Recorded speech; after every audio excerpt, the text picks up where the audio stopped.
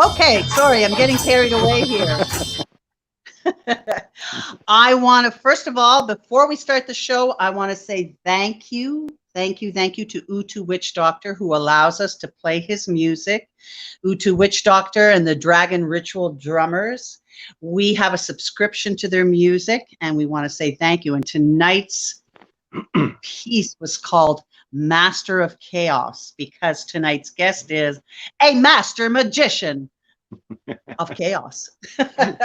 Anyway, I want to say quickly before I go to read Ken's bio, welcome to Ken Allen, the Muskogee Magi, and welcome to my co-host, Jean Jerome. See, I'm getting really... everybody. Yes, you are. Yes, you are. Very good. Yes, I am. Blessings to everybody on this evening, and a warm welcome to Ken Allen. Thank you. Thank you both. All right. Thank So you. I think I'm going to begin tonight's show by reading Ken's bio, because I think it's fascinating. He's my personal friend. I love him, but I want to read his bio because it's him to a T. Okay, so allow me. So tonight, Ancestral Eyes wants to welcome Ken Allen, the Muskogee Magi, on this episode 12.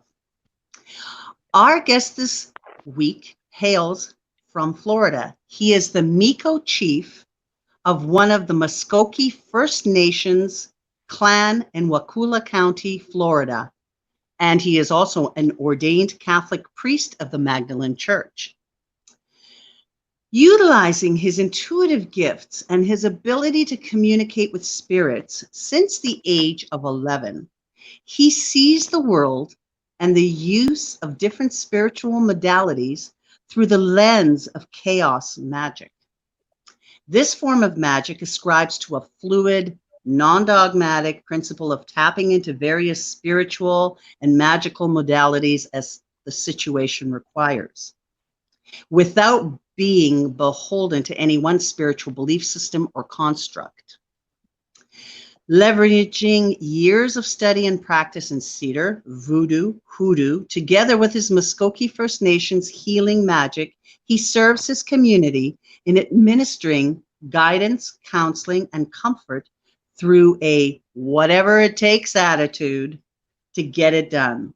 His practice includes performing healing rituals, conjure, ceremonies, and even exorcisms. He is a dynamic force to be reckoned with on all levels. Please join us, and I'm excited to bring him to our show tonight. Welcome, Ken. Thank you, Teresa. Thank you, Jean Jerome. I want to first of all say I love that sphere, that electrical sphere, that ball that you have. Oh yeah, full of energy. The plasma ball. Ooh. I use that. I actually use it sometimes to charge my implements. And it works Perfect. great. I love it. I charge my dagger. I love it. I charge my wand, and it works great. Awesome. You know what? I get so many tips from you. I really do. So anyway, so let's begin our questions. So first of all, what we want to do is we want to establish your background, as we do in most of our guests. So I'm going to start with, what got you started on your path? What was it? Was there one particular event or thing that got you started on your path, Ken? It was a series of things. I mean, I have always been drawn to the occult, various forms of spirituality, various cultures. Yes. What happened for me early on, we lived in South Carolina, and I was a small kid, and I would frequent the woods quite a bit. I would go out in the forest. That was my home. The forest was my home. I'm a forest child by heart, by blood. It's in my veins. And I would go to this forest, and I would spend hours out there. And Love it. I would lay on the moss, and I would gaze at the trees. And the first thing that ever happened to me that I guess would be considered paranormal is I saw a spirit up in the tree. And quite honestly, it looked like a small gnome. He peered from behind the tree, smiled at me, and then he was gone. So that was my first conscious encounter with a being that was probably a spirit or an elemental. Right. Now, yeah. How old were you? That's when you were about 11 or so. Like you've been, you've been seeing spirits and everything, because I think it's something that is inherent, like hereditary with you, right? Yeah. So I want to talk about that a little bit. Could you elaborate on your ethnic background and your ancestry? Because this I think is really what your foundation is because of your background. Ken, Sure. Can you tell us? Yeah. My father is Muskogee Creek Indian, and my mother is Sicilian. Okay. And she is very psychic. Now, her grandmother, which would have been my great grandmother, practiced Italian folk magic. I love it. They did not have any labels for it. They had no names for it. That's right. It incorporated a lot of Catholicism into this folk magic. Absolutely. Sicilian folk magic, it was no joke, and everybody knew, don't piss her off. Yep. Oh no. And you know what? And now I think, what do they refer to it as? Strega type of magic? It's called Strega, yeah, but they didn't call it that. There was no word for it. No. Back then, no. I mean, you dare not say that word, right? Right. I mean, they were practicing Catholics, right? So I can see where this leads you to Catholic conjure and everything, but I'm getting ahead of myself. So let me get to my questions. Okay. So how do you interact with your community as a chief or a Miko? Let's start there with your native background. Okay. Well, I'm a drummer. I go to powwows. I have a drum team, and we bring the medicine of our drum to different powwows. We also have a ceremonial ground called Sage Wolf Tribal Grounds, and that's where we have our 4 traditional ceremonies a year. And you guys, I would love for you guys to come down to a ceremony sometime. Thank you. I'd love to. Yeah, I'd love to. So, as the Miko, I'm also the high priest. So it is up to me to conduct these ceremonies and make sure that they happen the right way for the people. If the people have any issues or any problems or need any healing, they should contact me, come to me, and I will help them. Okay. So as a Miko then, to get to being a Miko, tell me, what were the steps? Were there, different initiations? Were there different, steps or positions you had to hold before that? Yeah. Well, I started out doing the grunt work as a vice chief. I trained under my Miko for 7 years. Now, he was a Miko and he was a Hilis Haya. A Hilis Haya isn't called a medicine man. A Hilis Haya is called a man of medicine. Okay, so what's the difference? Just the translation. Okay. Okay. It's the translation. But I apprenticed under him for seven years, and he taught me everything he possibly could. And I love it. Several years later, one thing led to another, and I ended up becoming a Miko. I was initiated over our sacred fire as a Miko, and I've been a Miko now. I don't know. It's pushing 7 years now for me. Wow, good for you. I think that's awesome. So so you had to take the necessary steps in order before you became a Miko. I love that. So now, something that we had been talking, prior to the show, could you tell us, because I wanted to know, what is the difference between a ceremony and a powwow? Sure.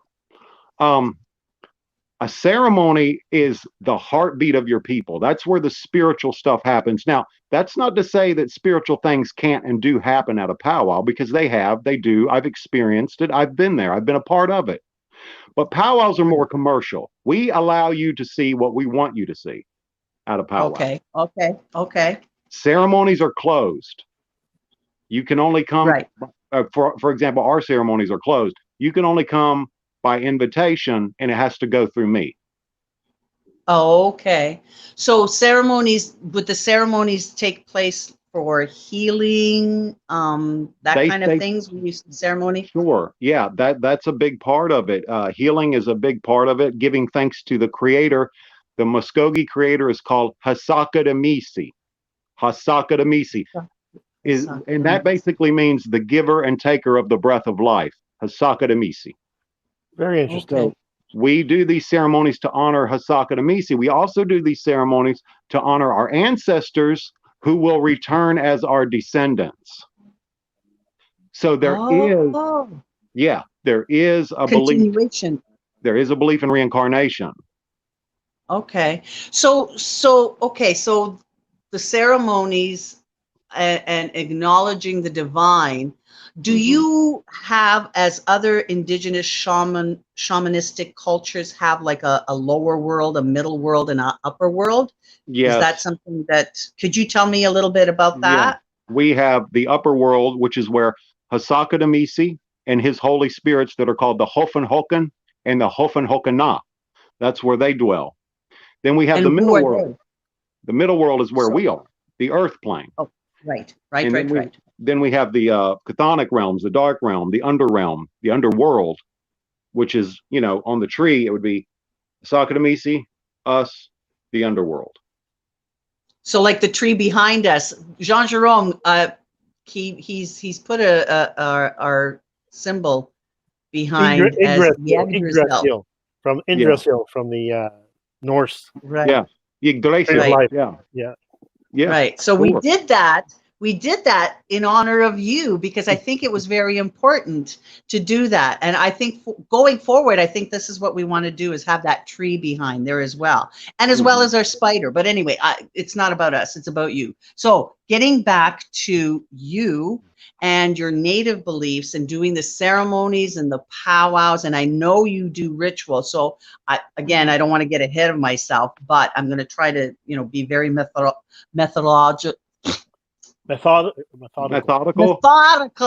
Thank you. Yeah, I just washed my mouth again and I can't do anything with it, but anyway, okay. So here I go back to the question. Now, you do utilize practices of other pagan belief systems. Yes, I do. For example, for instance, Norse. Yeah. Tell me a little bit about when would you use that and what practices? Because I know I mentioned in the bio as I read it, am I pronouncing it correctly? The Seiðr practices? I pronounce it as Seiðr. Seiðr. Seiðr. Seiðr. Okay, Seiðr. More like a TH, Seiðr. Okay, Seiðr.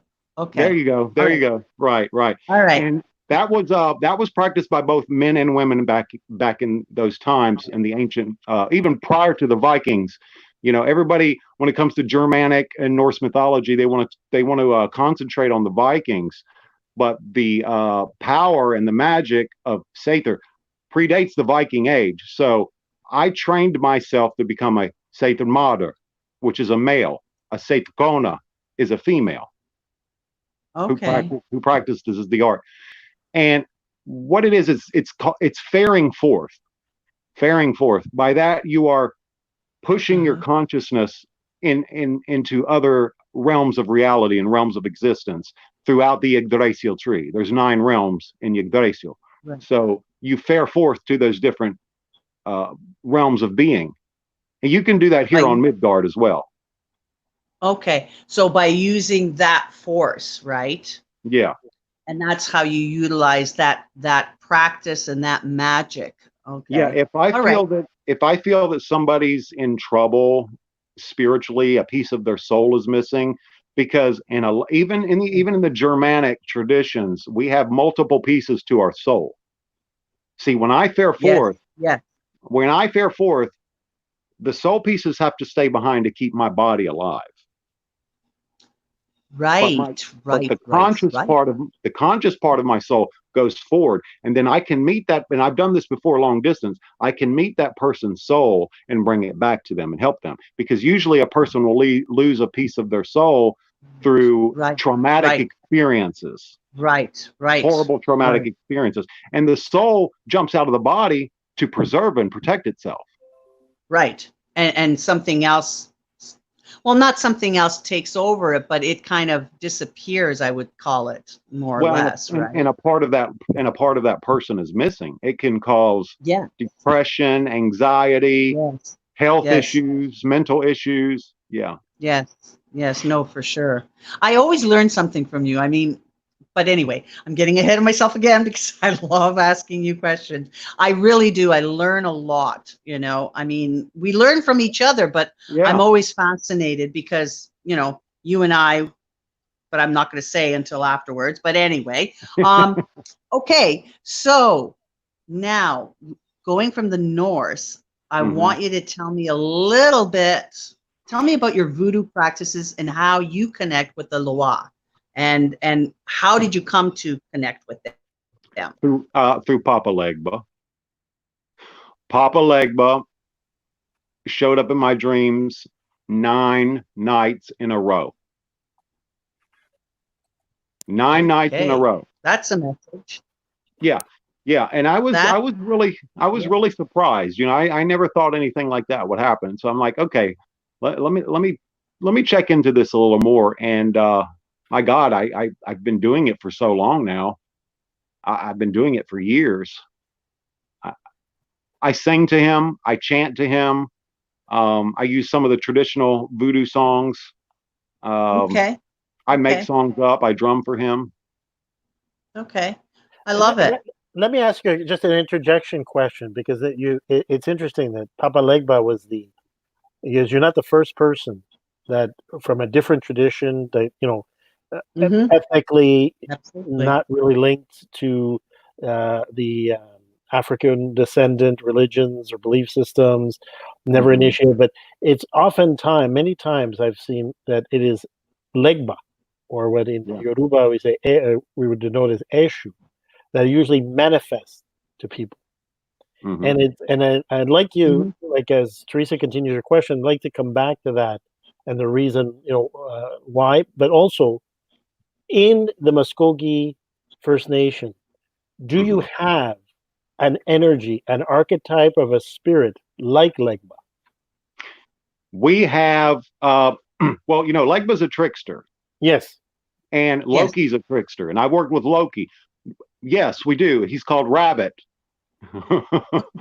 In the Muskogee tradition, he's called Rabbit. Rabbit's always doing crazy stuff, but Rabbit will teach you things. As will like all tricksters will.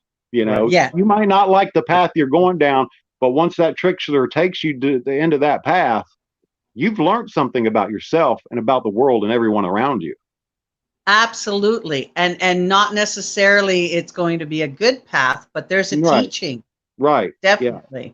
You may have to walk over some glass, but you're going to be all right when you come out the other end. True enough. True enough. Yeah. So Rabbit.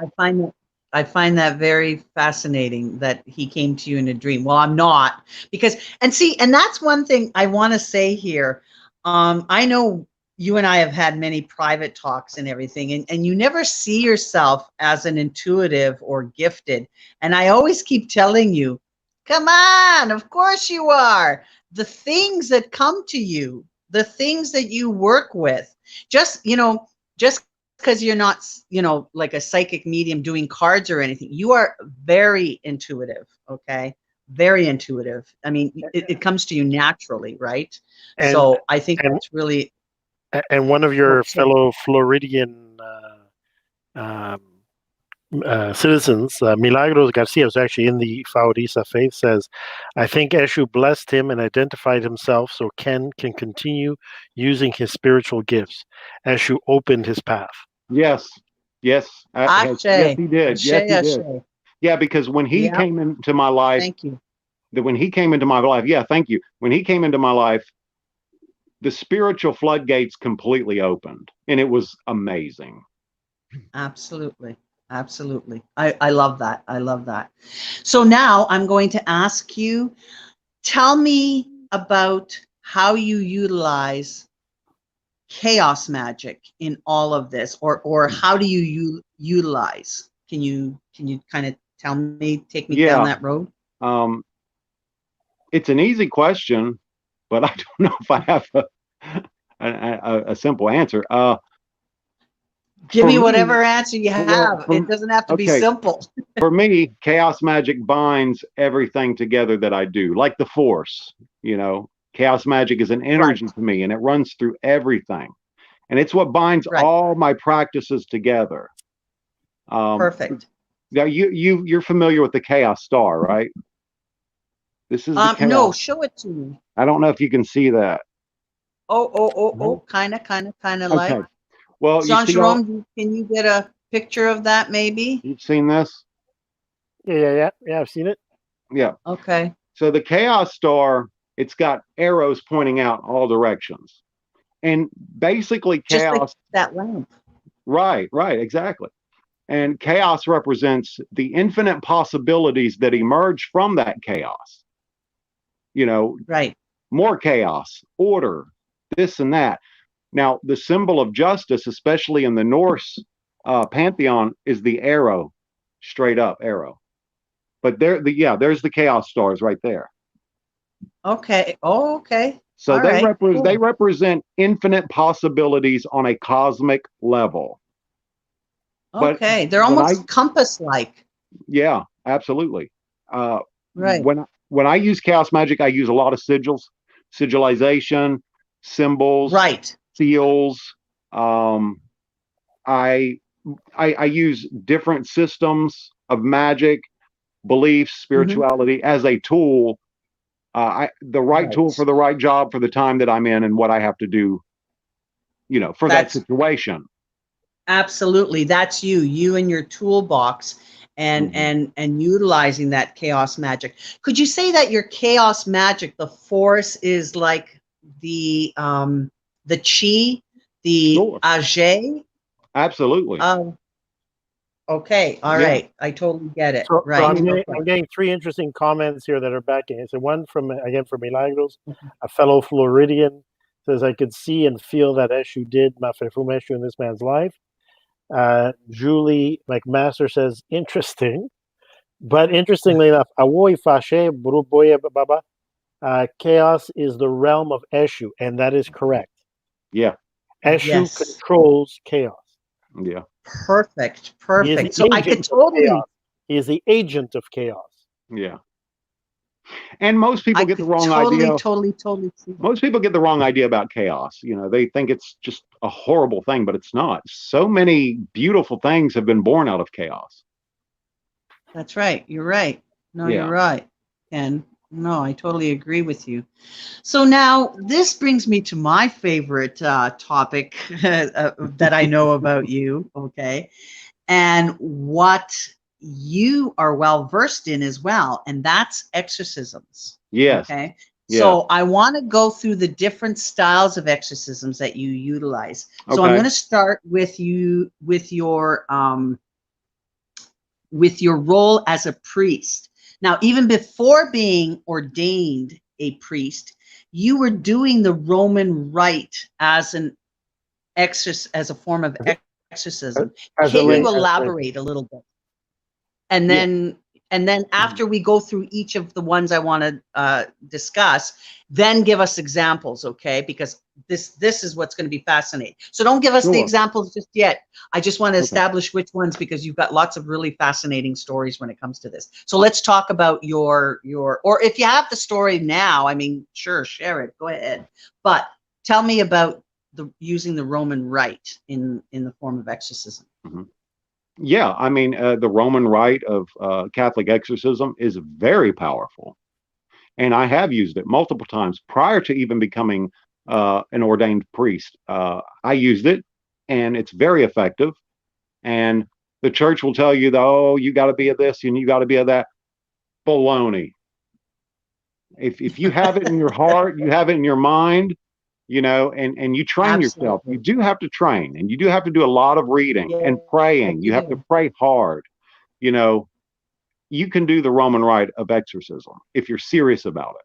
And I've done it many times, and it does work. Yeah, and it works. It absolutely works.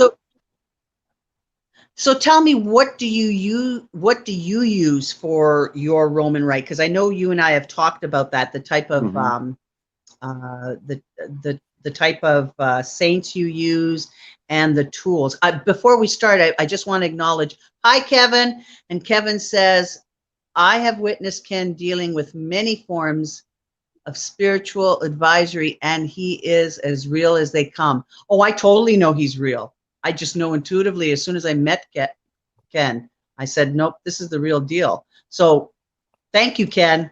Yay. Yay, Ken. So tell me a little bit about the tools that you use. And when I mean tools, I'm also referring to the saints as a form of, Oh, yeah. I don't mean disrespect, but Right. take it from there, please. Sure. Yeah. I mean, okay. Let's the tools. A blessed rosary, a blessed crucifix. Now, the rosary and the crucifix, I use them only for exorcism. That's right. I do too. Yeah. A Saint Benedict medal that is also blessed. Yep. Yep. Holy water that is also blessed. It's very important. And I bless all this stuff myself. Right. But before you got ordained, did you get this blessed by a Catholic priest? Because I know I did. I did. And I actually got all my tools blessed by a Catholic priest, and I told him what prayers to use, because I said, don't give me the general whatever. You and I talked about that, right? And I said, I want the real one. And sure enough, he just kind of looked at me, and I looked at him, and he reached over, he took his other, his drawer out and went, the other book, and said, all right, I'll do it, right? So yes, you're absolutely right. You have to have the tools blessed properly by a priest, proper prayers, properly prepared, right? So that's I totally agree with you. No. So yeah, now I would do that. I would have before I became ordained, I would have other priests bless the tools for me, and the holy water as well. Absolutely. Now you do it yourself. So now I do it myself, right? Right. Even though it's not Roman Catholic, it's still Catholic. Right. Exactly. You do it yourself. Perfect. Perfect. Okay. So now what I want to do is I want to talk about you as a native Muskogee elder and doing an exorcism. Okay. What would you do that's a little bit different, or the tools that you might use there for that? Well, we use two primary herbs. If I have to do a Muskogee style exorcism, I'll use two primary herbs. I will use Seiðr and I will use sage. Okay. The Seiðr is virtually incorruptible. Okay, you cannot corrupt the power of Seiðr. So I will mix that into an abalone shell and I will burn that. I will use an eagle feather or a hawk feather or sometimes a crow feather, because a crow feather is very sacred to the Muskogee people. Right, right. And then I will sing powerful songs to expel that spirit away. Some songs I sing in Muskogee, some songs I will sing in Lakota. So, okay. All right. When I do that, I will pass that feather over that person. I will touch them. I will waft the smoke with that eagle feather on them, and I will sing, and then I will have a shaker, and I will sing these exorcism songs to get that spirit off of these people, and it works. Yeah. Oh, I'll bet it does. So every culture on the planet has its type of exorcism. The Roman Catholics do not have a monopoly on exorcism. Right. Exactly. 100%. No, thank you for bringing that up. Absolutely. Go ahead. Go ahead, John. No, I would say that, so again, question then, what in your practice, using again, sort of the basic foundation being this ability through your chaos magic or chaos framework to use whatever belief system or tools from different belief systems works in particular cases. What is the trigger? What is it that leads you to choose one modality versus another modality? Is it through divination? Is it through investigation? Is it through premonition? What What determines? What determines that? Usually it's arriving on the scene, and I get these feelings that come to me. I can't explain it. It's very deep, and it saturates me when I'm there. I can feel the energy of the place, the energy of the home, the walls, the people, and investigation. So, it comes to me, and I know then, okay, this is what kind of entity I'm dealing with, and this is the methods I need to use. so in other words, I get the impression that you do a pre-investigative. Oh yeah. Yeah. So so in other words, you go, you interview the person or family, etc. You get a sense of what's going on there, and then you start formulating. By the time you get home, you start to formulate what is it that you need, what will you be using, how you will do it, and that's predetermined. So you are using a lot of your intuitive gifts then and there. So and that I find fascinating.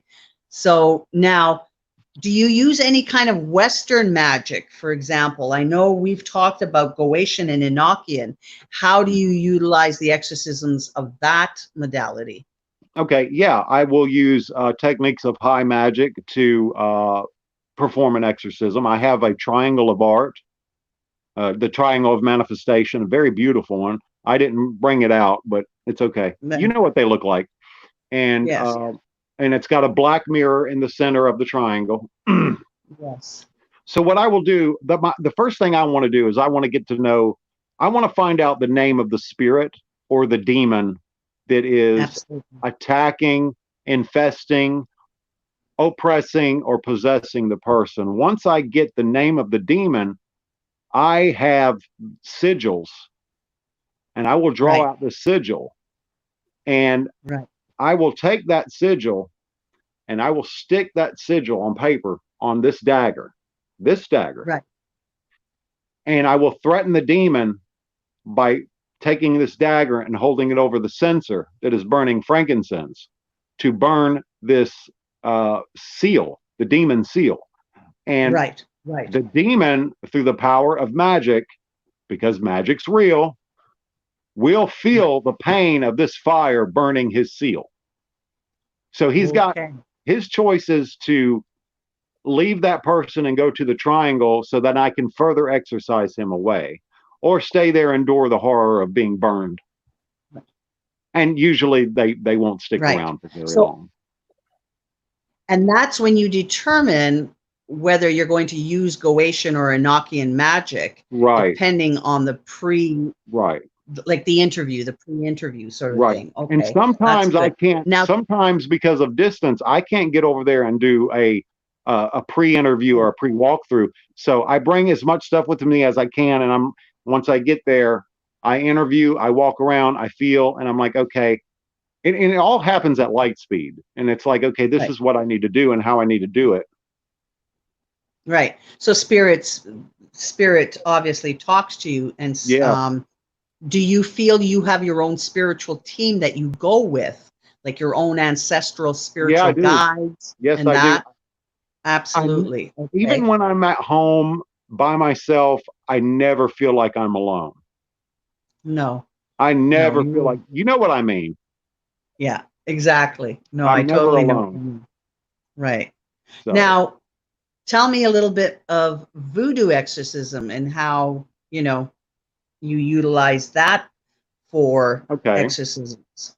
Yeah, sure. I'll give you an example. I had an individual come to me who was, this person was not possessed, but this person had a heavy attachment and extreme oppression. I mean, it was just tearing this person apart. So they came to me, and I took them out in my voodoo temple where I have my potomitan. And I called upon Papa Legba first. Oh, Papa Legba, de bon Legba, oh, Legba, Legba. I sung to Legba. Right. And Legba opened the way for me to contact Baron from, the gig. Right. Baron Right. and his wife, Mammon Bridget. And Right. so once they were present, I communicated with Baron and Mammon, and I was like, look, this spirit doesn't belong here. This spirit belongs with you. You take him and you handle him and you do what you want. So there was an offering of coffee and Jamaican rum. Hard black coffee and Jamaican rum poured into the coffee. So I worked on this person for almost 4 hours nonstop. I mean, I was wore out, but this person lived like 5 hours away. So I was determined to get it off them right then and right there. Right. My assistant was with me. Right. So, you have an assistant. That's right. Yeah, right. I do. So I used eggshell powder, placing symbols all over her body, her face, her arms. I drunk some gin and sprayed it on her, and right. I don't know what scared her worse, the demon or me. just for the purpose of those listening, eggshell powder, cascarilla. Cascarilla. Yeah. Right. Thank you, Jean Jerome. Yes. Yeah. I got so carried away with listening to Ken and how he does that. So I love that. And Sean Gilmore is saying, I like Jamaican rum. Jamaican rum is good. I like it too. And I like Bayesian rum, but that's just me. Actually, there's a specific rum that I like that I use as a offering also for my warriors. But anyway, so now, so what I really want to talk about, give us some examples of some of the exorcisms you've done, because I find your stories fascinating. Okay. All right. Well, let me kind of without giving away people's names, obviously. Yeah, no. I would never do that. I want to finish with this one, with this lady. Okay. Sure. Yes, please. So I was placing the sign of the cross on her head, with Van oil, blessed Van oil. And she started screaming that it was burning her. Well, Van oil doesn't burn. I've never known it to burn anybody. I think it was the spirit that was trying to intrude into her body, that was making her manifest, that it was hurting her. Florida water was sprinkled around. Florida water was used. We burned Palo Santo. I love that stuff. We burned a lot of that. And then I did incorporate some Muskogee and some Lakota exorcism songs as well. Like I said, I was desperate. She lived so far away. That damn thing was leaving, y'all. I was getting that damn thing off of her. And so, I love it. I love your accent. Now I could see this thing, because it was kind of dim in there and it was a little dark. I could see this thing in there, and it was female. It was female, and it looked like a skinny, humanoid female, just covered in fresh oil and grease, and it was waving its arms rapidly like an octopus. It was a horrible thing. So we got it out. I lit a black candle. Now all of this isn't verbatim. Okay, I'm skipping a few things, but yeah. We got it into the black candle. I then took a brown paper bag. And here, let me mention this, because this is important. This is where some of the chaos magic comes in. I took flash cotton, and I rubbed this lady down with the flash cotton. Got the spirit into the flash cotton, then threw the flash cotton into this black candle, and it just, well, that's the spirit getting entrapped into the black candle. So then I took a brown paper bag, put the candle into the brown paper bag, rolled it up, and put various religious symbols on the outside of the bag using the eggshell powder. Right. Okay. Right. It was off of her at this point. So I told her, I said, all right, you take this, lady. And on your way home, woman, the first bridge you come to, you toss it into that running water. Right. And she did exactly as I told her. She has never had any problems since. God bless her. I love it. I love it. Yep. Real good old Southern conjure. This is what I Yeah, love to baby. hear. That's Yeah, conjure, baby. yeah, baby.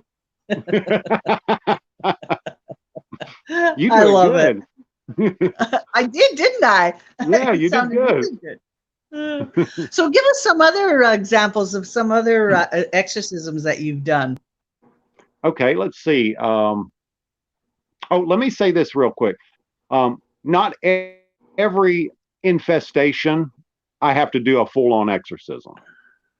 Sometimes just going in and blessing the house and doing some simple If you can deliverance hear me, prayers. I'm just going to tune out. I'll come back. Okay, go ahead. I have Go to ahead. leave. Okay. Sorry. Go ahead. Go ahead. Okay. So I don't always have to go into full-on exorcisms. Right. Sometimes I can do deliverance prayers in whatever, cultural context at the time I think is best. Right. I don't have a problem praying and calling upon the god and goddess of Wicca. They work. So I had one incident. It was in 1999.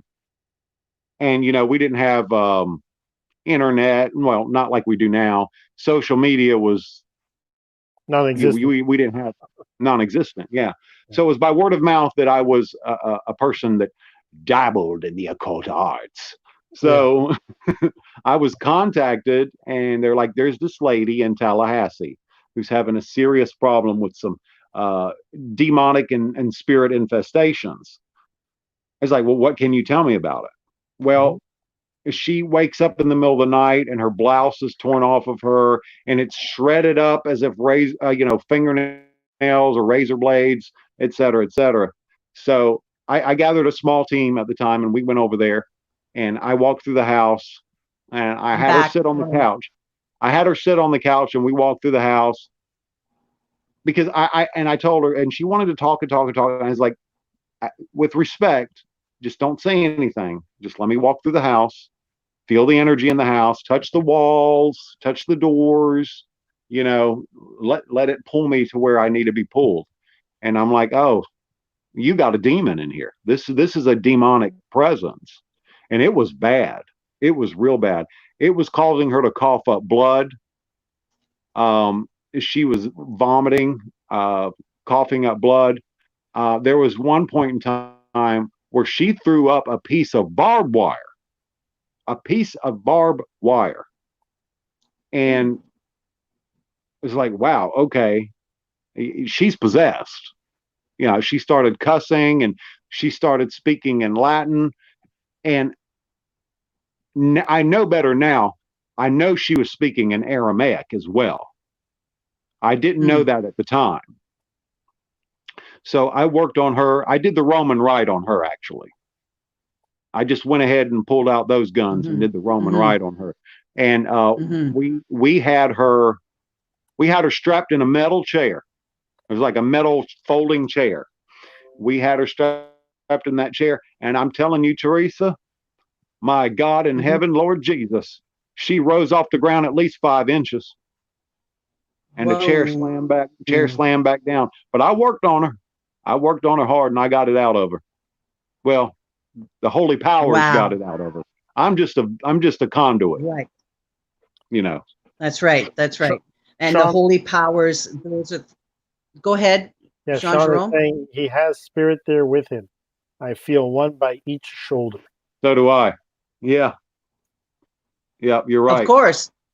You have spiritual guides and your ancestral team of spiritual guides are with you. Absolutely, Sean. Good one. Yeah. He feels.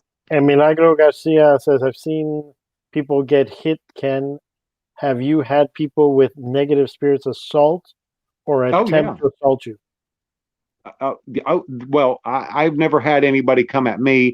I've never been hit by a spirit, but other people have. Yeah, I'm talking slaps and scratches, black and blue. Like they're when they would be walking, it was like their feet was just taken out from under them. I've seen that happen. I've seen that happen at a graveyard.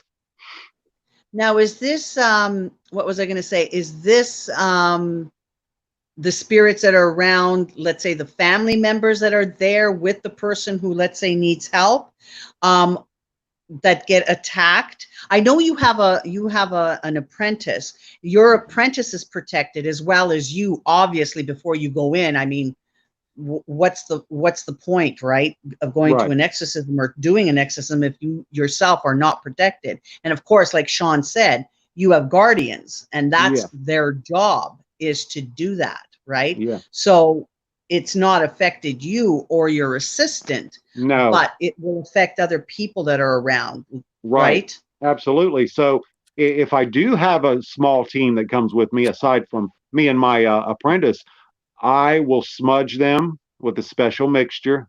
Some ingredients I'm not going to give. No, obviously, I'll give secrets of the trade. I'll give it to you and Jean Jerome later. But I love it. I'm also a big believer in Florida water. Okay, bless you, Florida water, baby. Bless your Florida water. Most people just want to open the Florida water and start sprinkling and going to town. Bless the Florida water, y'all. You need to bless your Florida water. That's right. So absolutely, I will smudge these people. I will say prayers over them. I will make the sign of the cross or the sign of the pentagram over them, and I will spray them with some Florida water too, and they're pretty much shielded up. Right. So I think that's good. No, and the rest is up to them. The rest is up to them to hold it together and to stay strong with their spiritual shields and their guardians as well, because everybody's got guardians, whether you practice occult in any form or not. Everybody's got guardians. Absolutely, Ken. And that's the thing that people have to realize as well, is that we all come into this world with our angels, but we also have our own ancestral guides, guardians, so to speak, right? We've talked about that, and this is what I wanted to allow Jean Jerome to go there with regards to this. But before Jean Jerome takes over, okay, I want to talk a little bit, and without going into too much detail and giving away any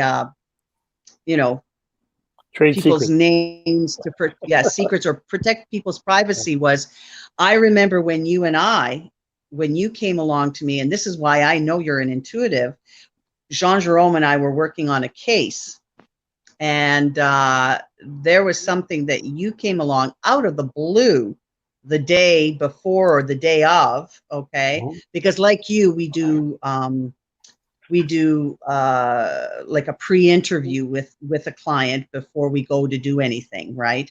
Right. And you tapped in from the ether perfectly without giving away what it was. You tapped in immediately and you said, girl, you need to talk to Saint Cyprian. Yep. In fact, I'm going to give you a prayer. And that was it. And I went, oh, wow. And how timely. And we're not going to go into detail about exactly what it was. Right. But how timely and how appropriate all of that was what floored me. So let's talk about, now I'd like to go into talking about Saint Cyprian and working with him, dealing with demons, what's the difference, and talking about Saint Cyprian and talking about jinn. So let's talk about Saint Cyprian first, okay? Yeah. Saint Cyprian is one of my strongest allies in the occult. Spiritually, magically, he's taught me things. Connecting with him, and I use my Seiðr to connect with these spirits, with these saints, and with these gods, whatever you want to call them. Most of my spell work is done in a semi-trance state. Most of the time when I work with my ancestors or spirits, such as Saint Cyprian, I get into a semi-trance state. And it's not hard to do. It's not hard to do. I usually use repetitive chanting or drumming, and I get my mind into that theta state. Once you get in that theta state, you connect. So that's right. Saint Cyprian, he has taught me a lot. I mean, he is necromancer, Seiðr, necromancer, saint, sorcerer. He is all of those things. I mean, he learned. he learned necromancy in the ancient graves of Sparta. I mean, That's like right. that. Look how far back that was. Among the ancient tombs of Sparta, he learned necromancy there. He learned how to Mhm. control and converse with the four winds at Mount Mhm. Olympus, at Mhm. Mount Olympus. So, yeah, And Saint Cyprian's always been there. Saint Cyprian is really he's sort of the link between pagan, Catholicism and occultism. exactly, and being a saint of pagan worship and utilizing Solomonic magic, etc. Mhm. His whole sort of focus was to utilize all of that, but at some point he had turned and became a Catholic saint. So He did. you know the history a little bit about that. So could you tell us a little bit about that and Well, I Saint don't. Justina and how she sort of Yeah, interplayed? I don't remember Just exactly, briefly. when that happened and how that happened, but I do know that he did convert to That's right. Catholicism, but he did, but he did maintain his occult practices in high magic. That's So right. that's why a lot of times when I invoke him, it's, oh, holy Saint Cyprian, necromancer, sorcerer, saint, Right. Right. and then I'll go into Because what I need. and what I want to mention here too is he is also referred to as the saint for witches and Yes. magic Yeah. users, which Oh, people yeah. don't know. Because Right. Catholics have a saint for everything, right? Right. It's true. They got a saint for Tylenol.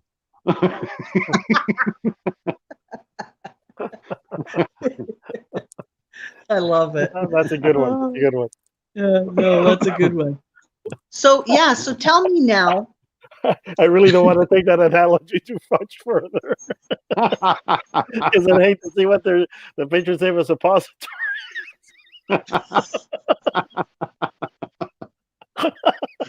You guys. I couldn't resist. We're decorative. We're here. I couldn't resist because it's true. It's true. Like Oh, through the humor, but really within the Catholic, there's almost a saint for everything, right? Like it's an No, it's interesting process, true. right? yeah. No, absolutely. Yeah. So, and you utilize him for a I lot of do. your I magic. do. I know for me, I do. I do too. Okay. Yeah.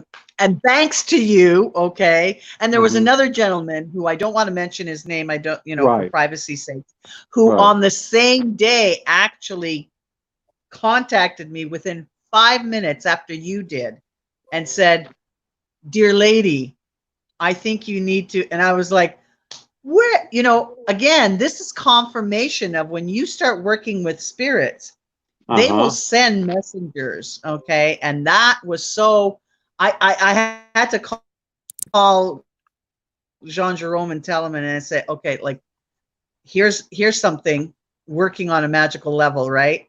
I said, Hmm. I've got Ken coming from Florida telling me this. And I go, in 5 minutes later, a guy from Africa? Like, I mean, what are the chances, right? That's Yeah. how spirit works.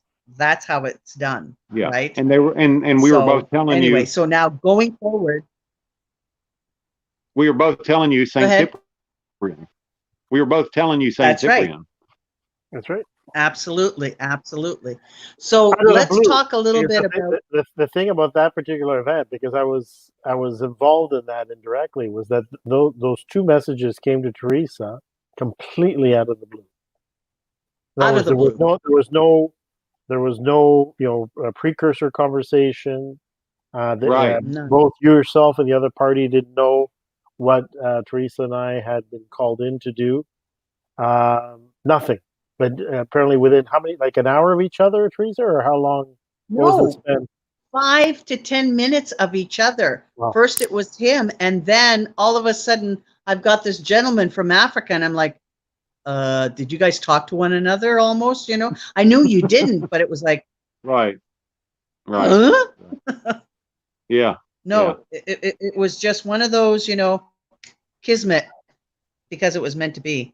Yeah, And absolutely.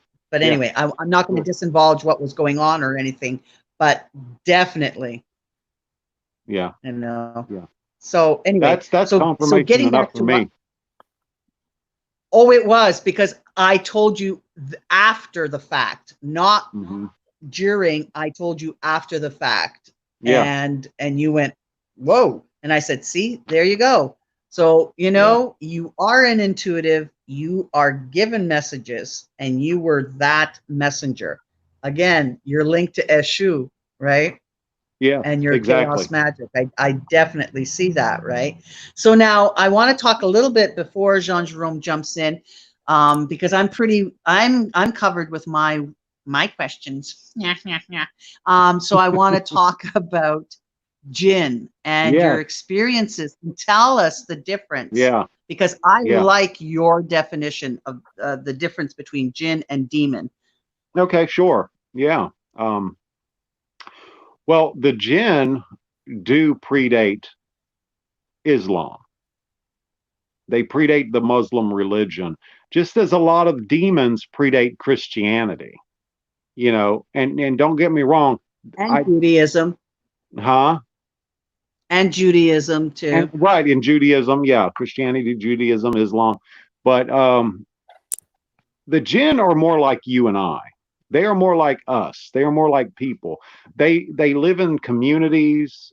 Some of them are atheist. Some of them are Muslim. Some of them are Christian. Some jinn are pagan, even.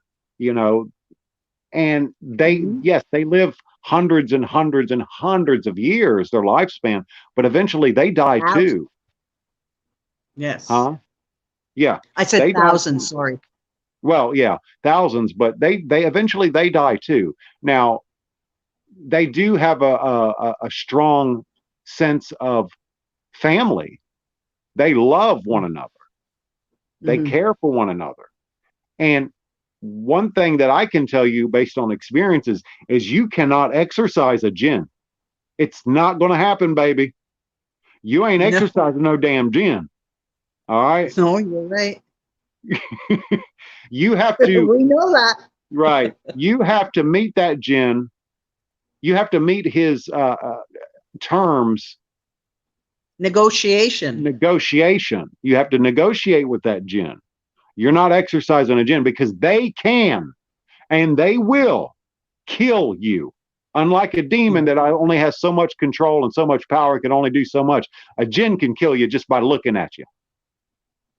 And so they don't have, that's why, people have to understand that, throwing a cross at them or whatever other religious has no effect whatsoever. That won't do a damn thought thing. away. It's got nothing to do with any sort of religious symbol or any prayer that, you can come at them. It's like, yeah, okay, whatever. That won't do a damn thing. Nothing. No. Back in the early 90s, we had a chocolate bar and they like a chocolate bar, they might do it. Well, back in the early 90s, I had a situation where a young couple, well, I mean, I was young then too, but they had a problem with the spirit. Anyway, to make a long story short, I went in there and I found out that it was a jinn. So I got into a semi-trance state, and I was like, okay, I met the jinn. It's like, what is it that you want? This jinn, it was a male, wanted a blueberry bush planted behind the house so it could suck on the blueberries. That's it. We planted a blueberry bush, never had no damn problems out of him again. It was all good. Wow. Yeah. Simple. That's a very interesting one of the things that's always fascinated me about you, Ken, in the short time that I've had the pleasure of knowing you, is that in spite of having exposure and working with wide variety of different modalities, and all this time that I've spoken with you, not once have I heard you write or say something which is incorrect. Because I know. And I'll tell you why I say that. Because even within Ifa and Orisha practice, formal, whether it be Afro-Cuban or whether it be from Nigeria to some extent, there is always a concept or a perception that when Ifa marks that an entity has attached, right? And also depending on the entity, there may or may not be an accurate classification of the entity unless you have somebody who's an Lagoon that can further sort of nail it down. But there are entities, and I remember where a person has asked, for instance, said, oh, get this, and they start swearing like, like a like a riverboat. Like, I need you to get this thing out of me, et cetera, or other even priests. Oh no, I'm gonna, we gotta get this shit out, and when I've consulted Ifa said, this is an entity, and Teresa, I think she'll remember the person because Teresa was partially involved in it. Where Ifa said, you can't get rid of this. You cannot get rid of this by force. You have to appease it. You have to appease it, because if you don't appease it and you don't come to a respectful understanding, you're not going to have any peace. In other words, you cannot take it out by brute force. And that is one of the biggest mistakes. And what you said is one of the things I like about that is the humility, because quite often, no matter what belief system you follow, whether it be Ifa, whether it be Orisha, whether it be Palo, whether it be any modality, quite often, there's almost like a little bit of the chip on, especially the younger, or like the one that's trying to prove themselves. They got a little chip on their shoulder, and they think that they can get rid of anything, right? And and they treat it in a hostile, almost disrespectful type of scenario. Yeah. When in reality, anybody who really knows and has ever done an exorcism, and I've done my share in 10 years, through Paraldo and Oparaldo, I can tell you, not everything. I just to give you a social, in one particular exorcism, I almost had my garage burned down. Wow. Because I had to do a parado in absentia for a woman who was in a coma, on a respirator. She was going to be turned off the respirator. And somebody had sent a malefic, very dark spirit against her. Mm-hmm. And when I did the exorcism, I had to, in that particular instance, I had to use gunpowder. Yeah. And I had to use fire. And I'm telling you, the smoke, the fuel, and the fire compared to the amount of accelerant and gunpowder, there was no proportion. It was disproportionate. Right. Mm-hmm. Right. You understand? Because it should have been like a firecracker, and this thing went up like an inferno. But what I'm saying that is that it is very unwise to enter into something like that with bravado, with I'm going to take it, because not everybody. I've seen too many mediums. I've seen too many babalaos. I've seen too many. In Cuba, my godfather once told me that one babalao, for not doing Ibbo, and because we consult before we do anything like that, everything starts with a consultation with Ifa. And Ifa had warned one of the babalaos, that they had to be careful because they were going to do a paraldo, and the entity was very, very strong, and so that they all had to do Ebbo. They all had to do, in other words, a ceremony to themselves of sort of cleansing or an offering before doing it. All the babalaos did it except one. And they, in our belief system, we use, oftentimes we're asked to use a blood sacrifice. So in this case, or this particular case, when it was done, they used a rooster. And when they were about to do the one babalao who didn't do the Ebbo prior, the rooster became possessed and ripped out his eye. Yeah. Whoa. Yep. Okay. Yeah. So for those that think that exorcism is fun, or exorcism is sexy, or exorcism is fake, or like going to a rodeo, I caution everybody: you really don't want to have to deal with some entities. Some entities.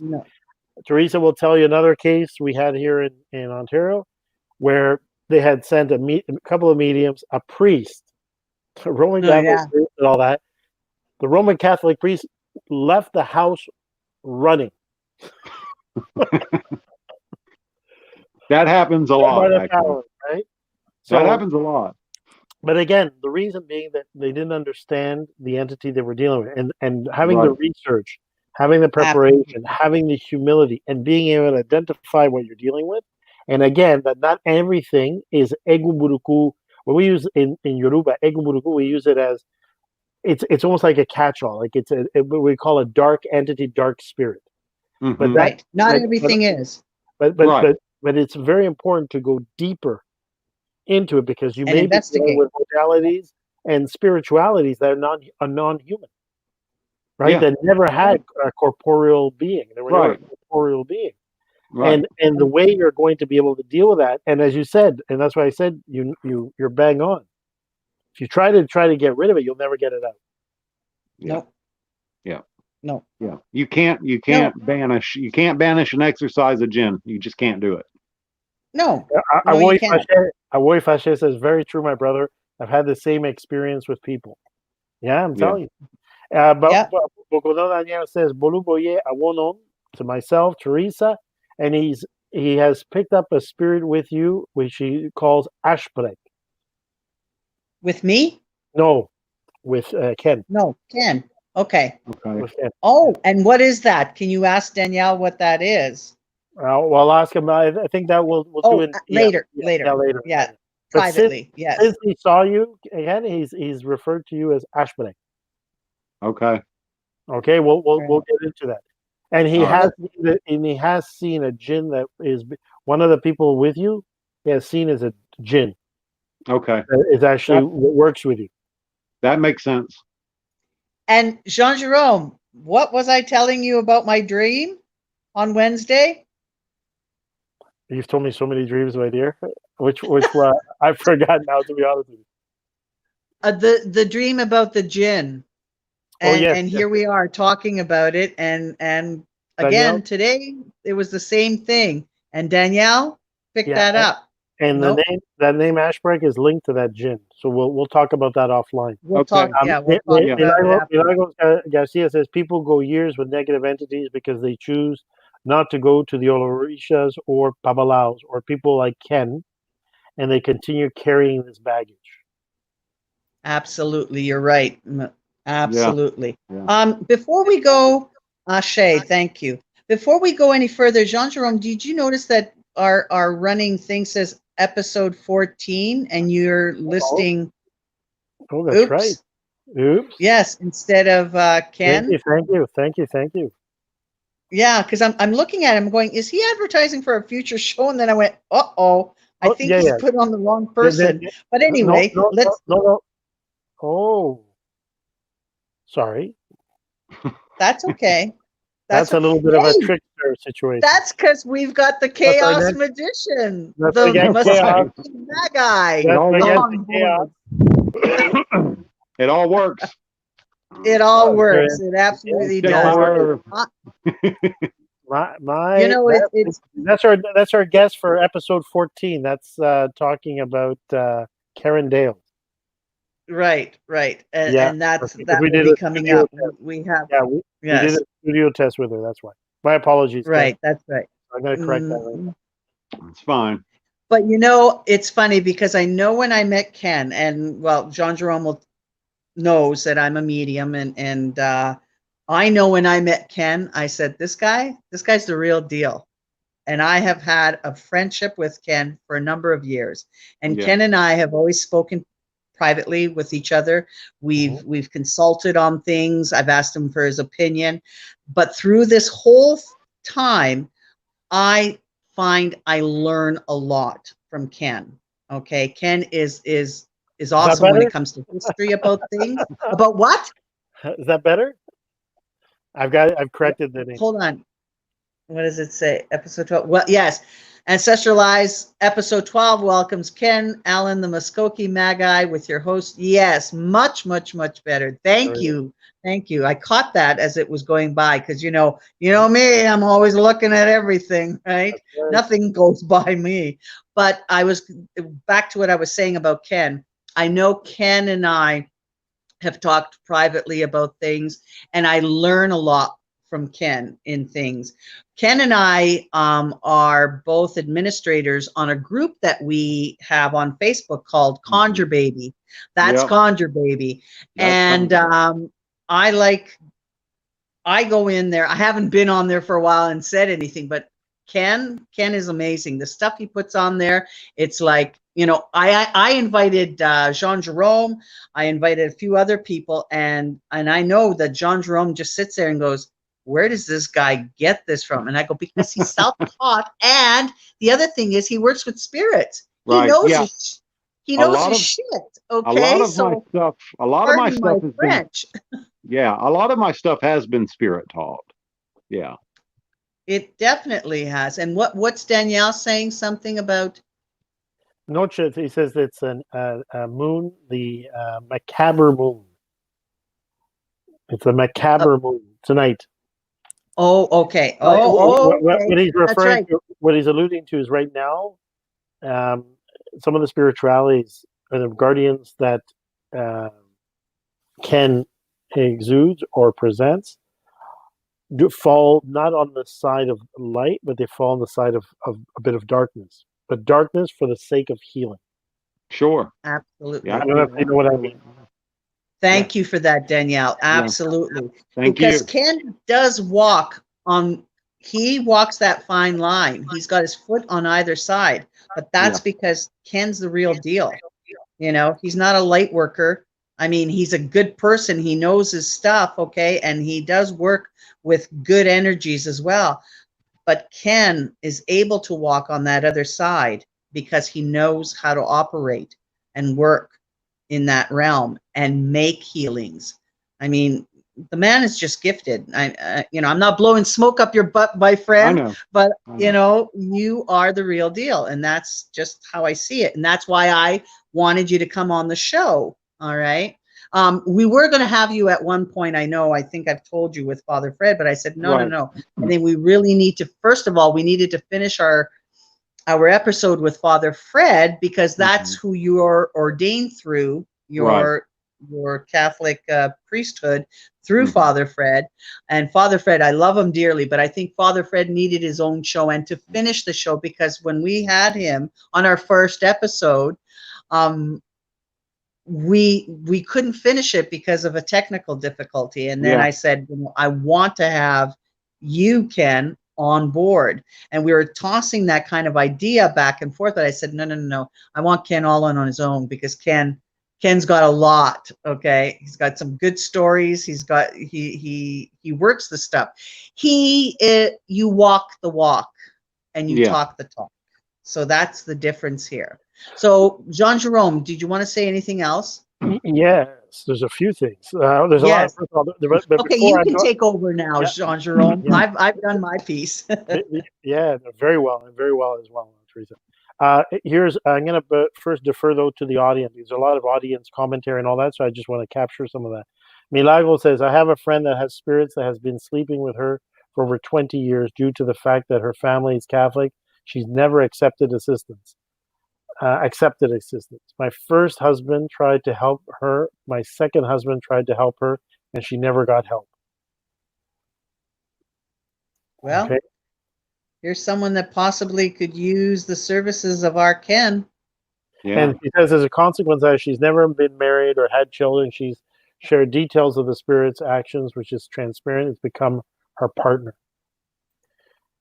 Gray Lone says, and he tends to attract other people who have other approaches. He continues to learn from them as well. Every aspect of life can teach something if you look, and he does. And that's referring to you. That's right, he does, Gray. Yeah. Thank you, Gray Lone. Absolutely. Absolutely.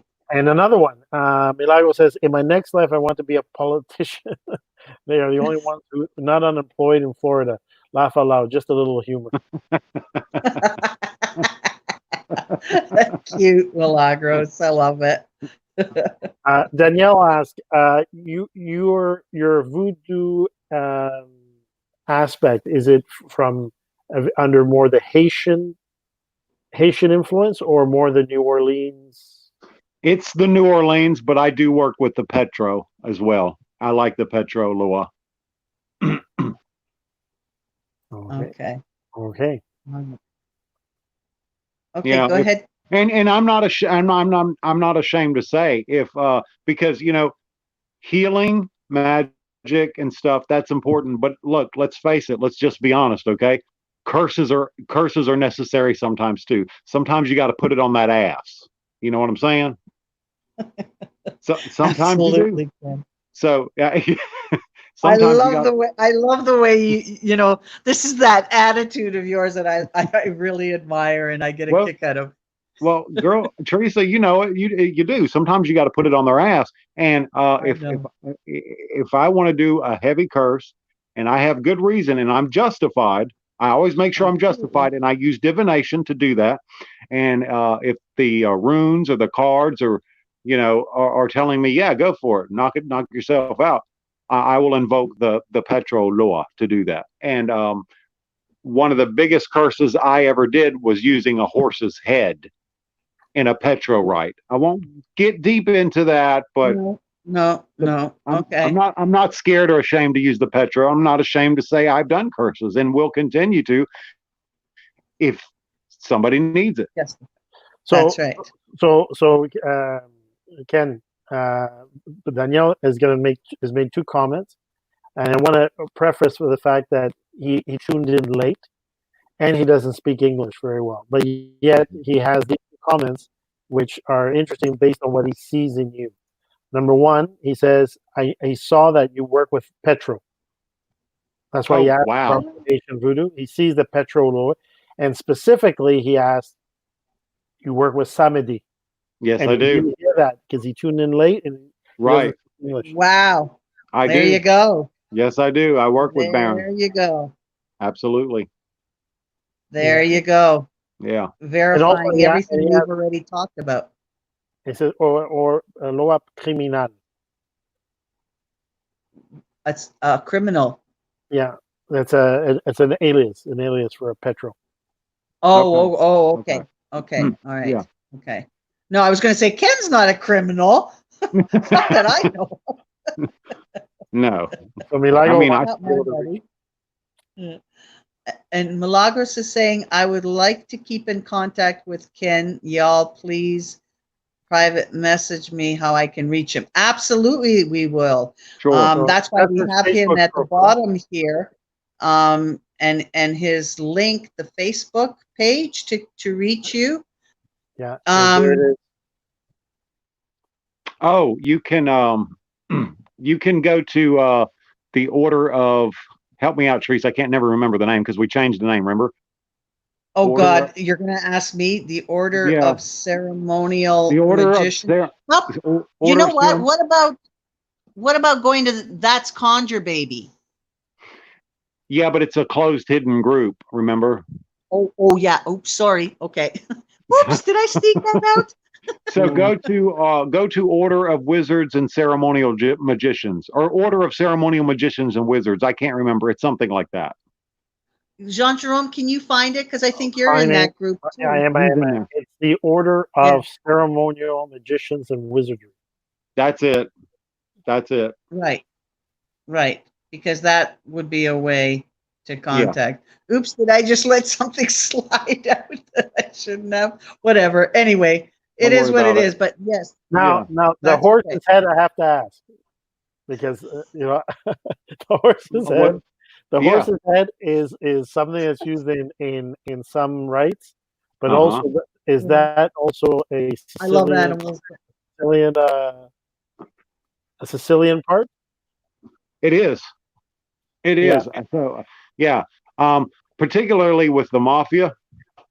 Yeah. They that was a sign that your ass was in trouble if you woke up and there was a horse's head in the bed with you. That's right. That's right. Like in the movie, but you're right. It's true. It really is based on those things did or do happen. So, but yeah, that's part of it. But the Petrolo, I mean, they like gasoline for offerings. They like gasoline tossed in the fire. High octane. Yeah. So. Right. And you're lucky because where you live, I'm not going to tell people where you live, but where you live, you have enough land to be able to do the things that you do. Yes, I Because do. let's face it, you can't do it in an apartment No. of a complex or, No, or right. anything like that. We're in a suburban house or something like that. Yeah. Like, no. no, I do want to say though, no picket fences. because No picket fences.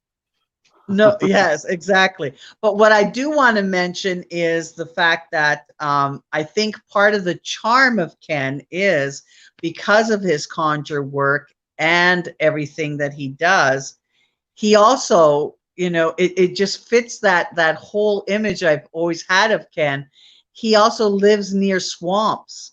So Yeah. he is like a swamp like a swamp root doctor. Okay. Right. I love it. Like he just fits Didn't they that film role. the swamp thing near your place? What's that? Didn't they film Oh, the swamp yes. thing near your place? The The swamp thing? movie. Swamp movie. Thing. Yeah. Yeah. Well, the creature from the Black Lagoon was Oh, filmed that right one. down the That road one. from That's me. what I was thinking. Yeah. 4 miles down the road from me. 4 miles at Wakulla Springs. Wow. So with some of the Tarzans with Johnny Wiseman. They were also filmed Wow. at Wakulla Springs, which is only 4 miles down the road from me. Oh, wow. Creature from the Black Wow. Lagoon. That's right. That's right. We were talking about. And it's funny because I sometimes walk around the house and I sing this to my pets. I go, "You're the creature from the Black Lagoon. You're the creature from the Black Lagoon." Yeah, and I've swam in that water many times, but that's where they made the Tarzan movies, and that's where they made the creature from the Black Lagoon, right down the road from me, 4 miles at Oh, the most. wow. Yeah, I love it. I love it. Like you are, yeah. And I have to say, like, I just love that whole charm about you, your Southern charm, your actual conjure work. You're that, and I'm glad I know you. I really do. And yeah, I say that you're my brother, and we've yeah, always said that. It's like you're yeah. my We have, sister from yeah, another we have, mister. yeah. Right, my sister from another mister. Yeah, that's it. But yeah, yeah, we've known each And other I for a call you while, my and brother from another mother. yeah, that's right. That's right. So So let, Love it. let me ask you a question, because I think a lot of people that are tuning in, especially since we touched on a few things like different types of spirits. We mhm. talked a little bit about chaos. We talked about exorcism as well. Uh, Ken, in terms of your experience, like we talked, Teresa touched upon, you're the one person that we know that differentiates the word demon Mhm. from Yes. Yeah. from jinn.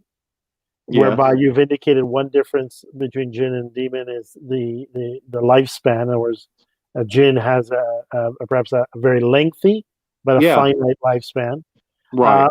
But in terms of overall, from your experiences, having studied all and work with, and seen different things, what is your definition of not just demon, but what is your conceptualization of evil versus good? Okay. Well, When you look through your Muskogee, when you look through the Voodoo, when you look through the ceremonial high magic, when you look through all these modalities, even the Catholic Christian sort Conjure. of lens conduit, and sure. also the priesthood. Really, for you, what constitutes the entities that you would really define as evil? What does that evil really mean to you? Well, let me kind of sort of answer it this way, because that's a great question. Um, I think most things are relative. You know, just because something is dark and scary and it might slap you around a little bit doesn't mean it's absolute evil. Doesn't mean they're this all-pervading absolute God of evil and darkness. Mankind, I have seen men work more evil than a spirit. Look at Ted Bundy. Ashe, ashe, Absolutely. absolutely, 100%. Absolutely. I I have never, totally agree. Ashe, ashe. yeah. So I think the concepts of absolute good and absolute evil is relative. Sure. And I think a lot of these demons are disposed ancient Canaanite, Babylonian, Mesopotamian, and some even Egyptian gods that were thrown out through the onslaught of Christianity. So that brings Astaroth. Astaroth is a good example of that. I mean, Astaroth was a goddess, and now Astaroth is considered the Grand Duke of Hell. Astaroth was an ancient goddess. Absolutely, and what you say is 100 again. You never disappoint. 100%. No, he does not. Most of the grimoire, most of the demon grimoires, most of the list of demons are really, in reality, formerly were Egyptian, Mesopotamian, Babylonian, Akkadian, Phoenician, you name it. All you know. But the question is, there's a difference between bad press or bad propaganda, right? Like we all know, like especially anybody in Afro-descendant belief systems understand how the Christian or Catholic, how the Islamic, even sometimes Judaic, have basically demonized and use that demonizing as a way to justify, as you mentioned as well, Ken, some of the greatest horrors committed in humanity, genocides of entire indigenous populations. Yeah. Witch hunts in the New World, also, as well as the Spanish Inquisition, which lasted hundreds of years and killed millions of people. Yeah, it did. And in many cases for the only purpose of political, financial gain. That's right. Right? That's right. And to usurp the power as the religious order in power. Yeah. For no other reason besides what you've mentioned. And to downtrodden all other belief systems that were indigenous in background for the sake of elevating themselves. And that is definitely wrong. So in that conception, understanding and agreeing with you 100% that humanity itself, human beings in their lifetimes, are capable of horrors, unspeakable horrors and atrocities, far more than any demon or evil spirit or bad thing. Yeah. My question then is, and knowing that they gave that bad rep, the question I have is, that's propaganda, but what is the reality from your experience? Like one thing is what people like a Christian or as a Muslim may say or refer to these ancient divinities, but in terms of really the aspects of possession, infiltration, oppression, the typical, sort of elements that are pretty much described in different language, different culture, but have similar concept. What role do these divinities actually play? Like, how many times does an ancient divinity, which was often worshipped and was the giver of life or protection, how many times have you seen really something like that turn to an evil purpose? Not very many. I haven't had very many exorcism cases. I haven't. And most of these spirits are primordial spirits, and they have never known flesh. Actually, they've never known flesh. They have no idea of the concept of flesh, and they want to experience that. So jealousy comes into play sometimes, and jealousy can be bad. And yes, sometimes they can become jealous of us because we have flesh. We can feel these things. We can make love. We can taste fruit. We can experience life because we have a great sensorium of hearing and smelling and tasting and touching, and they want that. And yeah, so does that make sense? Yeah. So question from Danielle. He's asking me to translate. I'm telling you, Danielle, we're going to work on the English with you. He says he wants me to ask you, Ken, what does the word Baalbek make you feel, think, or react? Baalbek. Baalbek.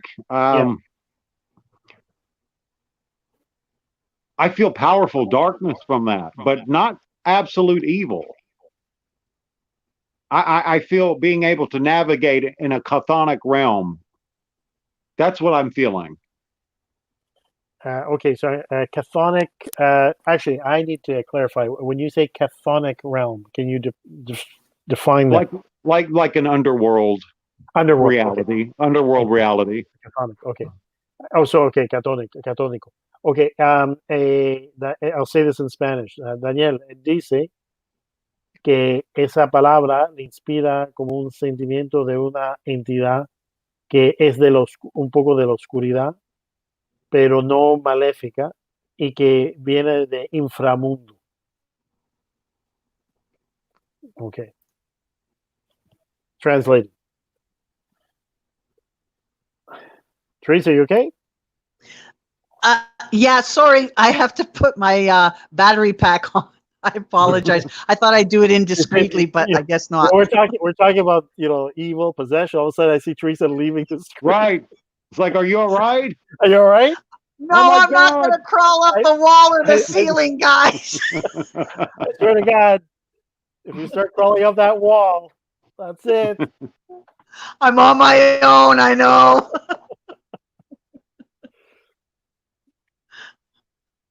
Oh, Okay. that All was right. funny, I'm actually. back. 'Cause I just asked that question, you just disappeared from the screen. Right. It was timed I perfectly. was listening. I thought I was being indiscreet there. I guess not. Oh Lord, Oh, that's okay. funny. That's funny. My apologies. Yes. Okay. So I put my battery pack on. It's now charging my phone. All right. Awesome. Yes, So that's what they all say. It's the battery pack, right? as she was Famous last slowly words. exiting, Famous last words. You slowly hesitate. It's my battery pack. Really, it is. there goes that evil entity, Teresa. I mean, did we say that out loud? No. Up the ceiling, starting on the walls. Oh, we gotta have a little fun. I I know. tell you. And when Jean Jerome told me that, he goes, Teresa, when that happens, he goes, you're on your own. Even Ifa can't help you. And I'm like, oh yeah, thanks. Thanks heaps. Oh boy. So, okay, so we've talked a little bit. So we talked about ancient divinities that once were especially in ancient civilizations. Hmm. Yeah. But what other entities, in terms of let's just take a few moments to just sort of run a little bit of the spectrum or classification, because you draw from the Norse, you draw from again the Voodoo, you draw. Well, So let's look at the. what are the different sort of darker entities, not evil, but darker entities?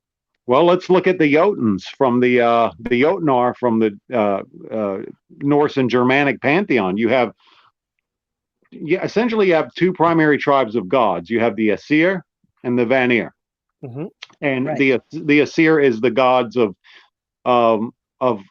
Asgard, Odin and Thor, and then you have the Vanir, which is like Freya, Frey, her brother, and Njord, Frey and Frey's father. Mm-hmm. And then you have the gods of Jotunheim. These are elder gods that were painted to be evil. And Mm-hmm. Loki is an elder god. Loki is a Jotun, but he lives with the Seiðr and the Vanir. And Odin was taught a great deal of many things by the Jotnar. If it had not been for the Jotnar, Odin would be clueless. He wouldn't even know how to interpret the runes, because it was Mimir, his uncle, who was a Jotun, who taught him how to read and understand the runes. Loki taught Odin the art of being shape strong, which means shape shifting. Angerboda is Loki's first wife. She actually taught Freya the art of faring forth, Seiðr. Okay, so There you go. I have History. learned a hell of a lot from the Jotuns. I worked with Loki. I worked with Angerboda. I worked with Fenris the wolf. I worked That's with the right. goddess. I worked with the goddess Hela. I had a deep, powerful, intimate relationship with the goddess of Helheim, Hela, because in the Norse and Germanic pantheon, there is only one power greater than all power, and that is the power of death, and that is the goddess Hela. Mm-hmm. Even the Norns, Erd Verdandi and Skuld, that which was, that which is becoming, and that which should be, but not necessarily will be. They themselves will also succumb to Hela's power that is death. But Odin would not be the king of Asgard, the Lord of Valhalla, if he had not sought out these Jotuns to learn their power, and their power is primordial. Their power is very shamanic. Theirs are the power of the flame and of the glacier. You see? Right. Yes. Right. Absolutely. Again, primal And sources, primal energies. they're not evil. They're not evil. No, they just are, right? They just are what they are. Yes, they just are. And we have a very nice guy. Hello, Larissa. Very nice for you to tune Hi, in. Larissa. Larissa This is is our shamaness, Tuvan Tuvan shaman shamaness. who tuned in to watch you, Ken. So she's saying Odin is a shaman. Yes. Freya is a shaman too. Right. Absolutely. Right. And so, Thank you. right, absolutely. And so is Loki. Loki was a master shapeshifter. Loki did it. Angerboda, she is the mother of werewolves and the queen of the Ironwood, the Anvadr, in the Ironwood forest of Jotunheim. And her magic is very primal and very shamanic. So there you go. Right. I just wanted to acknowledge hi, Larissa, and also to my friend there who Claire, knowing Teresa, I won't comment on the battery pack. Sorry, Ken, while you were talking, I was sitting here, I was giggling a little, and Jean Jerome, of course, had to flash that in and say, sorry, I couldn't help myself. And I went, okay, you're gonna get it, Claire. That was my signal to her. Hi, Claire. No, you're not gonna get it. I'm just saying, but I wanted to acknowledge you. Anyway, sorry, Ken. It was just it's fine. It was hilarious. We didn't know what happened. We thought maybe you got possessed for a second. John Jerome was scared. I was just in for the show. I wanted to see what was going to happen. It's either two things. It's either possession or she was reaching for ice cream.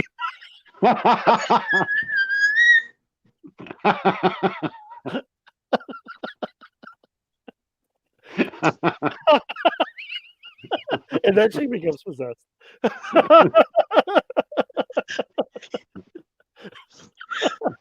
You guys know me a little bit too well. Yeah, if it was here, I'd be eating it for sure. Yeah, thanks a lot. We love you too. Ice cream sounds good, though. Thank you, Ken. Really sounds good right now. We have a good question here, Larissa, and I'm glad. One of the reasons, now to shift a little bit serious, but it's good to have some fun and a good laugh. One of the reasons we did it, we told you this, Ken, before, when we discussed the show and with all our guests, we've had the privilege or the fortune to have on the show, is that beyond the show itself, the purpose of the show was to be, a gathering place, a place for ancestors. As we said, life is the journey our ancestors began. For ancestors that have come back and are practicing their paths, and they're helping people in their communities and so forth. But sometimes it's a very solitary road, a misunderstood road, a demonized road. To know that there's a sense of community and family that they can depend on and reach out to. So I say that as an introduction because I'm very happy to see Larissa's commentary at being a Tuvan shaman and her interest in our conversation. She asks, Ken, do you work with runes? Yes, I do. Yes, I do, all the time, and have since I was 16. Yes. And you said you use that as your form of divination to determine certain things before you do ritual or actual exorcisms, right? Yeah, right. right. In fact, I do use them for divination, but keep in mind, the runes are also, for me, I also use them for internal and external magical change, creating bind runes or just chanting a Yes. single rune by itself. Yes.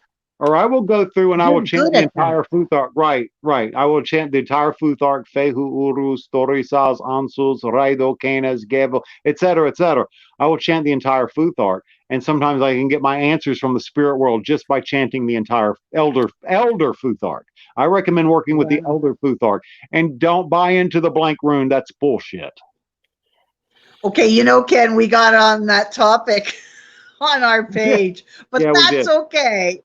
But But Jean Jerome was just demonstrating his piece of paper because both of us recently got, well, I have a set of runes that yeah. I was given as a gift, but Uh-huh. also recently we bought ourselves runes and look, yeah, and as he makes it go away, but yes, and your work with runes, Ken, is amazing because you utilize them as sigils as well, and you Yeah. use them to work your magic as well. You do Yeah. rune magic, right? Yeah, I do. Yeah, I do. One of the things, again, for me, the aspect of North, I've always been fascinated and all that, but never really dealt. But for my own personal spiritual reasons, it's been 6 months ago.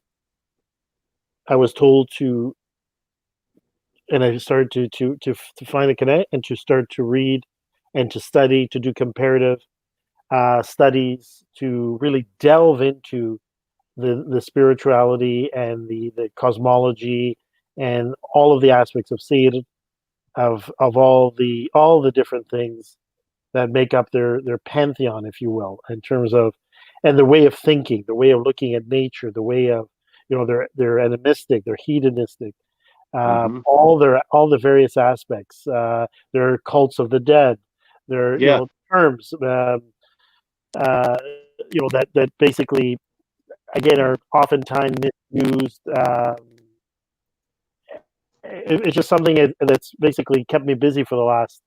I've been listening also to a gentleman, which is a young um, archaeologist, but also of Norse Germanic background, Erith Herge, which has been posting many videos. He's on Patreon, and basically just going through reviewing that as well as whatever I pick up. But for whatever reason, the last 6 months, that's been like a major area of research and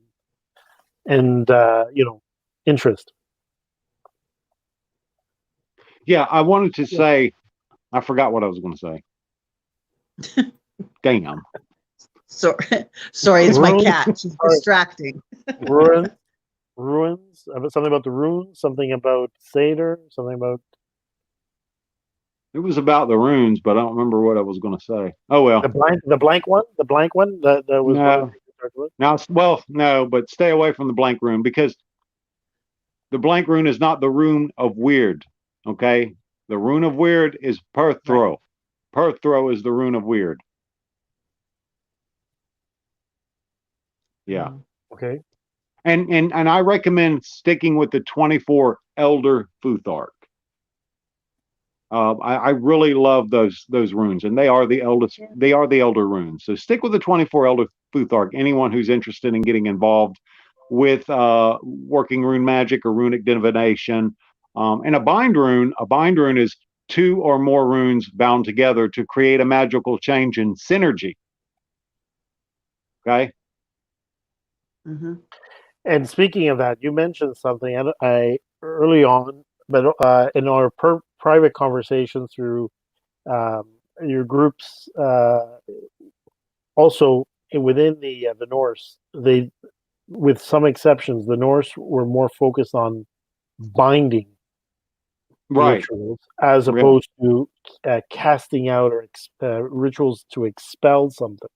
Mhm. They felt, and part of it was that they felt that there was really, in some cases, given the spiritualities that you were dealing with, there is no way to really cast them out because they Right. operate in a different wavelength and dimension, but you could bind them, trap Right. Mm-hmm.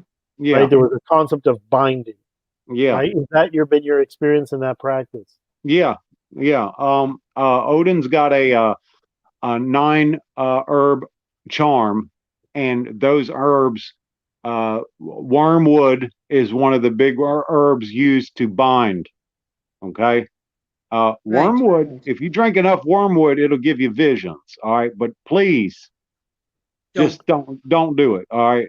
Right. But wormwood is one of the herbs used to bind. So, yeah, yeah. Even Odin, even Odin did that. So, Hmm. Your friend, Fascinating. Kevin's story says, I want to say thank you to Teresa and Jean Jerome for having Ken on your podcast and for seeing him for the man he is and the abilities he possesses. I'm yeah, grateful. So that's are my we. husband. That's Absolutely, my Kevin. husband. That's my husband. Yeah, yeah.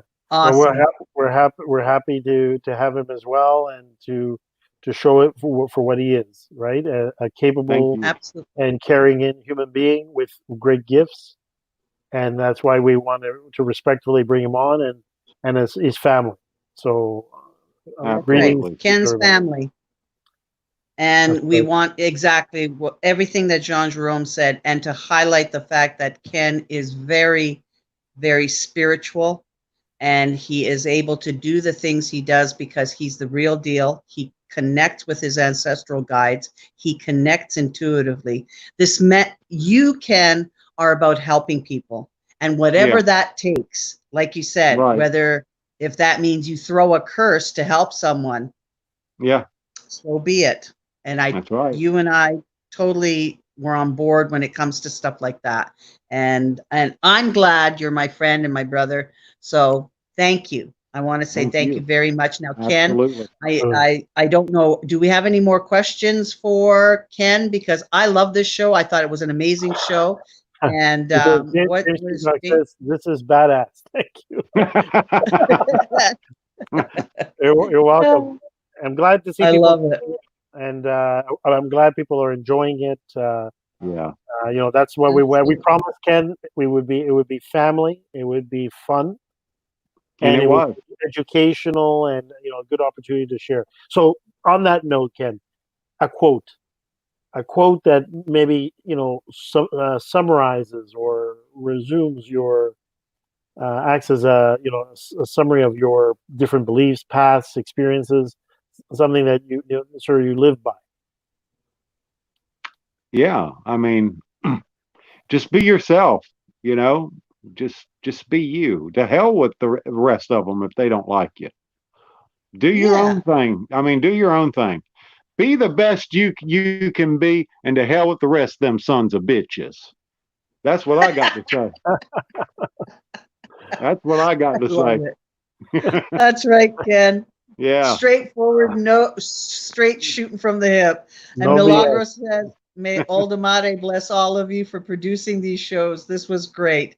Thank you so much, Milagros. And I want to say thank you, Ken, for coming on board. Thank you. I had a riot. I had a good time. I know our audience enjoyed you thoroughly as much as we have. And you're welcome back anytime. Absolutely. It was great. And I thank you both, Jean Jerome, Teresa. It was awesome. I loved being here. Thank y'all so much. Mado, Momicus, Mado. And what does that mean? A blessing? Okay. Momicus is may it be forever, and Mado is thank you. That's in Muskogee. Muskogee. I love it. Okay. Thank you. So thank you to everybody tuning in again. Ken, do you have any upcoming events, projects? You think you had mentioned something about maybe in November, December launching your own podcast? Do you want to talk a little bit about that? Yeah, I'm probably going to start a podcast in November, and it will be called The Wizard's Table. So once I get my office set up the way I want it set up, I will be starting that podcast in November. The Wizard's Table. Okay. Awesome. You're going to have some awesome guests. Yes. I hope we're invited. Yes. Oh? Yes. Yes. Definitely. Definitely. Awesome. I look forward to that, Ken. I really do. And again, if people need to get in contact with Ken for whatever services he offers, and from what you've heard, pretty much a lot, okay, Facebook, Ken Allen, group order of ceremonial magicians and wizardry. Anyway, tune in. Just take a look at the bottom there, and you'll be able to get in contact with Ken. Yeah. And thank you for everybody who tuned in tonight. Yeah. I hope you had a great time. I know I did, and it's always fun. Like I said, thank you all. It was nice seeing you. Vianney has some clapping. Congratulations. And Claire says, thank you to you all. Great, amazing show. Agreed. Zedkin. Ken. Yeah. Yay, Claire. And again, thank you to all my Facebook friends. I mean, this show is because I have such great friends and I get to interview them. I think it's wonderful. It's been a wonderful journey. And Ken, you're going to find that for yourself. As soon as you start doing this, it's like, it just takes you to that other space. I look forward to my Fridays. I really, really, truly do, because there's so many people to pick from. Again, finding the time to get in touch with everybody too is sometimes a little bit difficult. There's people's schedules, you know. So, you know, we do our best as far as that's concerned. But anyway, I just want to say thank you to everyone for tuning in once again. Thank you to Utu, Witch Doctor, and the Dragon Ritual Drummers for providing your music, and Ken for showing up. Awesome. And thank you to my co-host. And let's play some music as going away. As we fade out to get that ice cream. As we fade dark. All right. Don't be so smart. Got to keep him in line. How do you know I don't have any ice cream in my freezer?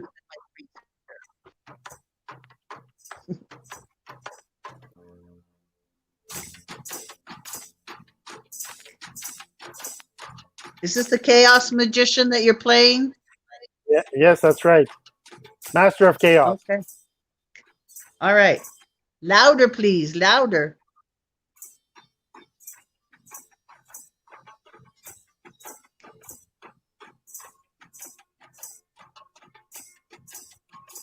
It's not loud enough.